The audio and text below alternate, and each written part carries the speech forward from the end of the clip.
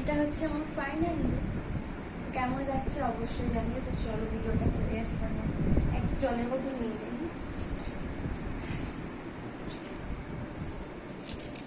শিবের কাছে বাধা সারা কয়েক সেকেন্ডের ভিডিও করার জন্য যে তার পেছনে কত কিছু করতে হয় সেটি পুরো একটা ভ্লগ আকারে দেখানো সম্ভব নয়। কিছু ছোট ক্লিপ নেওয়া হয়েছিল, ভাবলাম তোমাদের সঙ্গে শেয়ার করা যাক। আমি তো প্রথমে ঝটপট করে রেডি হয়ে নিচ্ছিলাম, আর এই মেকআপের সময় আমার একটা কথাই মনে পড়ছিল। ছোটোবেলায় মায়ের সঙ্গে যখন যাত্রা দেখতে যেতাম তখন স্টেজের পেছনে ওনারা এরকমভাবে বসেই কিন্তু সাজগোজটা করতো। আমার ঠিক ওখানে বসে সেরকম ফিলিংসটাই হচ্ছিল।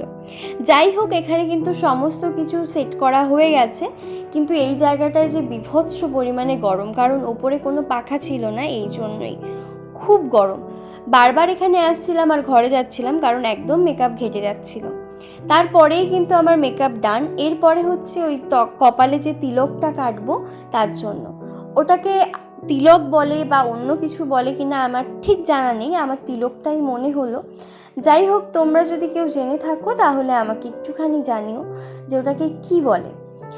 এবার হচ্ছে প্রথমে কপালে দিলাম, কিন্তু চোখে ধরা পড়লেও ক্যামেরায় কিন্তু মানে কালারটা সেইভাবে ধরা পড়ছিল না। তারপরে কি করলাম, তারপরে অনেকবার দেওয়ার চেষ্টা করলাম, কিন্তু তারপরেও হচ্ছিল না। তারপরে আমার কাছে দুটো কালারের ফেব্রিক ছিল, একটা সাদা আর একটা কমলা কালার। তো সেটা মিশিয়েই চেষ্টা করলাম যদি কিছু হয়। ওই আলটিমেটলি কাছাকাছি কিছু কালার এসেছিলো, ক্যামেরায় ঠিকঠাক মানে মোটামুটি বোঝাই যাচ্ছিল। তো এটা হচ্ছে আমার ফাইনাল লুক। কেমন লাগছে অবশ্যই জানিও। তো চলো ভিডিওটা করে আসবো না, একটু জলের বোতল নিয়ে যাই।